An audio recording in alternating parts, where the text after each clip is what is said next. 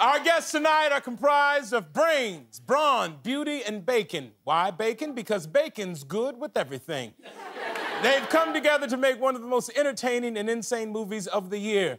The Suicide Squad opens in theaters and streams on HBO Max August 6th. Please welcome Margot Robbie, John Cena, and director James Gunn.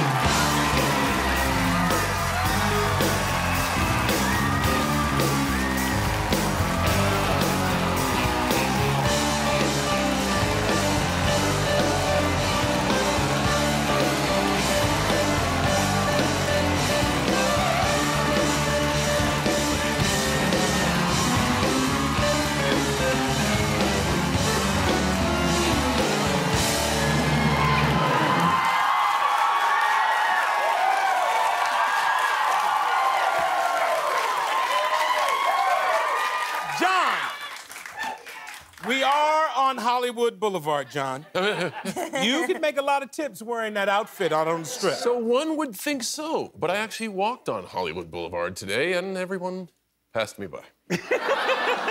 Oh, really? I guess you just blended in. I did. Yeah, it is Hollywood. All right, I watched the movie this afternoon, and I don't think I'm quite qualified to explain it. James, do you care to explain your vision for this film? Well, really, I just wanted to do the ultimate all-time comic book movie, create the Suicide Squad based on one of my favorite comic books of all time by John Ostrander about a group of really crappy supervillains, some of the worst supervillains in the world. Sorry, John. And who, you know, are being used as fodder by the U.S. government in black ops missions, putting them out on suicide missions where most of them die. And this group of Suicide Squad members goes to Corto Maltese, a fictional island off the coast of Argentina, to try to stop an insurrection. Okay. Now, the original movie was called Suicide Squad. That's right. Now, is this a sequel, a prequel? Because I noticed the title. Now, is it The Suicide Squad, or is it The Suicide Squad? And how many executive meetings did you have to have? On the East Coast, it's The. On the West Coast, it's The Suicide Squad. Okay. So here it's The Suicide Squad. It's weird. I always thought it was Tehi Suicide Squad. Tehi. Well, that's because you're wearing a toilet bowl on your head, John.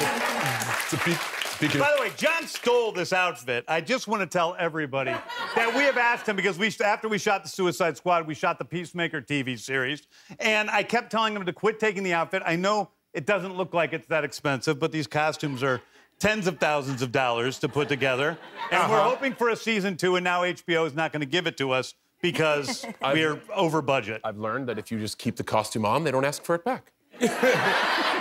Now, John, how difficult is it to get this costume through customs? Well, I am a horrible superhero, so it's quite difficult. I guess they asked some questions about this wonderful beacon of freedom on my head, and I know I made it. I'm in one piece. You know, I did some things I don't want to talk about, but I will if you ask the right questions. All right. But we'll just keep that to the side. Now, Margo, I understand that there is a history between you and John. John who? John me? John? There is a backstory between the two of them. Do you mind telling the history that you have with John Cena? Yes, so actually, John, I think I said this to you when we first met, but I watched WWE when I was growing up. When I was a kid, I loved The Undertaker, and then obviously when I was a teenager, I kind of stopped watching. But then, as a late teen, early 20s, I had a boyfriend who was obsessed with John Cena, so much so that he dressed as John Cena for his 21st birthday and had a cardboard cutout of John Cena in his bedroom. So I slept in a room for 2 years with a life-size cardboard cutout of John Cena in the room. And Really? yes, and sometimes I'd wake up in the middle of the night and be like, and then I was like, oh, it's just John Cena, it's okay. And it was, I remember thinking, I wonder if now that I'm going to work with John Cena, like, should I tell him this, or is that going to be weird? And I thought, I'm just going to keep that to myself. I'm not going to tell him. That'd be a weird way to start our working relationship and friendship. And then 5 seconds into meeting him, I was like, I used to sleep in a room with a life-size cutout of you.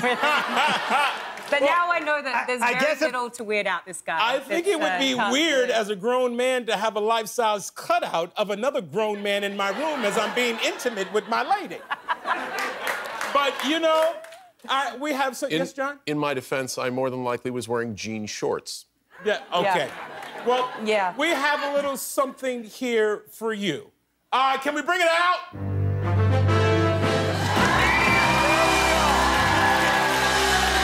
gonna go get this.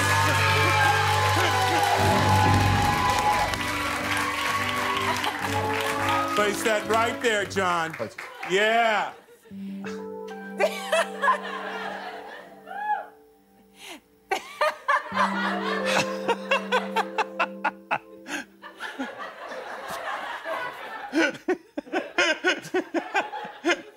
Say it, John. Sup? You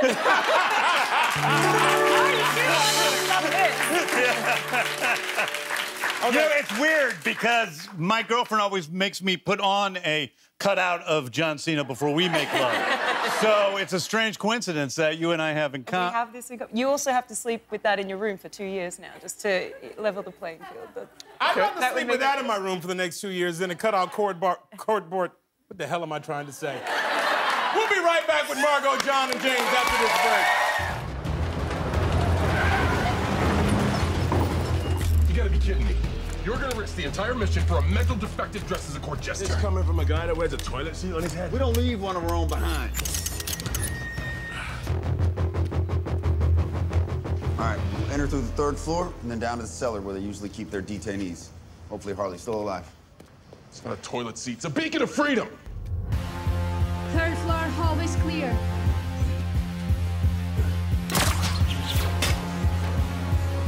What are you guys doing?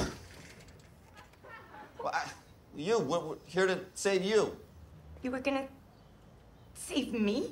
It was a really good plan, too. Welcome back. I'm here with Margot Robbie, John Cena, and James Gunn. Now, speaking about history, I'm going to go a little rogue here. James, you and I have a little history. We do. That the public does not know. And I'm so happy to see you, and I've been so happy to watch your career over these years. Yeah, thank you. You want to talk to them about that history? Anthony and I met I think it's 19 years ago. We were trying to do, I wrote the Scooby-Doo movies from the early 2000s. Thank you. And Anthony came in and read a bunch of the roles with us when we first read the script with the cast for the very first time. Yeah. And he was great. And I actually got the job. I believe I got the job. And I could not do the job because I ended up getting this other job, this little movie called Kangaroo Jack. Wow. And there was a little conflict. But yeah, man, so I just want to congratulate you on your success and everything that you've done since then, because we haven't seen each other in 20 years. I haven't seen you since that boardroom at Warner Brothers Studios. Yeah. So it's great to see you. Yeah. And John, I need you to clear something up for me. What because can I do for you? I grew up a WWF fan, and you're from the WWE. Now, is there any beef between the WWF and the WWE, or what's going on with that, man? Because I grew up with Jimmy Superfly Snuka and the Junkyard Dog and Andre the Giant and all these guys. Roddy Piper. Roddy Piper and all that. Don Morocco, the Iron Sheik, all those guys. Yeah. All we did was get the F out. Is that what happened? Yeah, we spent a lot of money on market research to just add another little bottom thing to the F. Okay. Make it an E. So it's the same thing. Same thing. It's the same thing. Yeah, okay. same thing. That's all I need to know. Everybody at home, WWE is the WWF. All right. WWF is the WWE. Okay. Now, there are a lot of rats in this movie. How many rats are in this movie, Margot? Well, was it always just the main one, or? Well, we have a couple of good actors. We have a rat by the name of Jaws, who we worked with a lot, and then a rat by the name of Crisp Rat, which is named after my friend Chris Pratt, of course. Okay. They were our two main acting rats. They played Sebastian the Rat in the movie, and then we have about 300,000 Other rats. Animated rats. Okay. Yeah, CGI rats. Yeah. All right, well, I had a pet rat when we did the first movie, so this time around I was like, oh yeah, cool, I'm fine with this. I'm glad you brought that up, Margot, because you have had a pet rat, and it seems like your pet rat has a drinking problem. That's your rat. Care to explain to us about this rat you have here and what's his name? His name is Rat Rat, and when we shot Suicide Squad, not the Suicide Squad, but Suicide Squad, Mr. J gave me a rat, and he became a beloved pet. We called him Rat Rat. He liked beer and bath time, and then the landlord of the place I was renting found out I had a rat and said Rat Rat had to go. And so then Jai Courtney, who plays Captain Boomerang, said, I'll take Rat Rat. And then his landlord wasn't cool with that either. And so then one of the costumers on the job took Rat Rat, and then she had to give Rat Rat away. And Rat Rat, she gave him to Guillermo del Toro's daughters apparently have rats. So in the end, Rat Rat's a bit of a star, really. Yeah. You know, That's what it sounds like to me. Rats are really one of the reasons why I wanted to put Ratcatcher in this movie, which is played by Danielle Melchior, one of the young actors from Portugal, is that I made the Guardians of the Galaxy movies, and thank you. And after we put Rocket in that movie, suddenly I got all these notes from all over the world of people having pet raccoons, and they're terrible terrible pets. But rats are the best small animal pet in the world. They're better than gerbils. They don't bite like hamsters. Yeah, they don't bite like, they're not like crazy, stupid like guinea pigs. They're as smart as a horse. So for people that want a small pet, a rat is the very best. And they're so cute. Oh, They're spoken cute. like a real rat lover. I have more pictures here, but I really want to get into the heart of this movie. I have to ask you this. James, what was the hardest or toughest thing that you had to ask Margot to do in this film?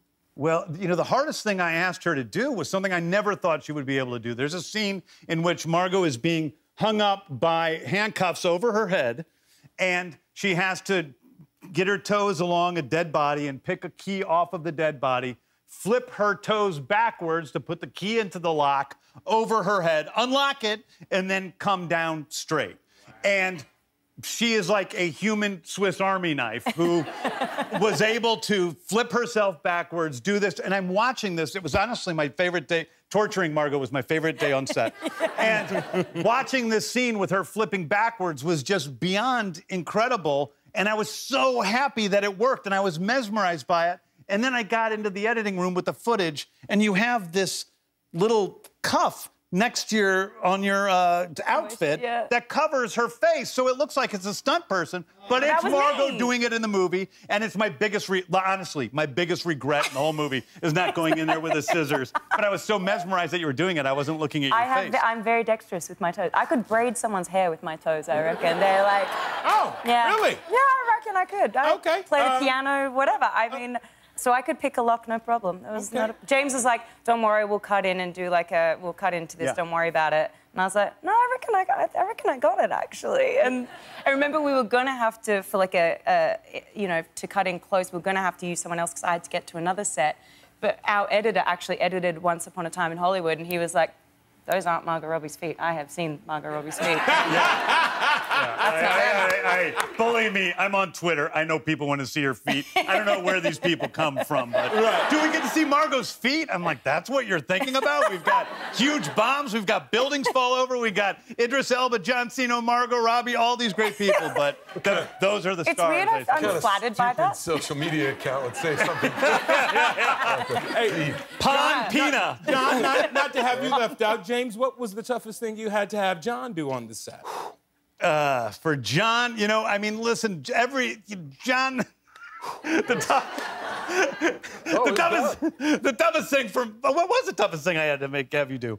Eat empanadas. Oh, my God, Oh, you make so many empanadas. How many? Yeah, it was this elaborate thing where I had to take an empanada out of a package and eat it.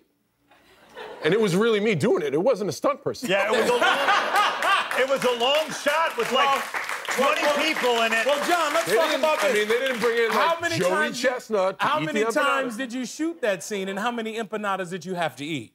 Did we decide it was like 36? I think it was 36 You empanadas. ate so many. Yeah. See? Yeah. That's where you guys like, empanadas, what? And then you're like, oh. That's a lot of food. Yeah, all right, okay. When we come back, we have an exclusive never-before-seen clip of the Suicide Squad and John Cena taking a after eating 40 empanadas. We'll see you when we come back. There are clothes in the boxes for all of you, so you can blend in. That said, The walking Tiburon is gonna have to stay out of sight. I wear disguise. Oh, you're going to wear a disguise. See? Hey, he's learning Spanish. And what kind of disguise? Fake mustache.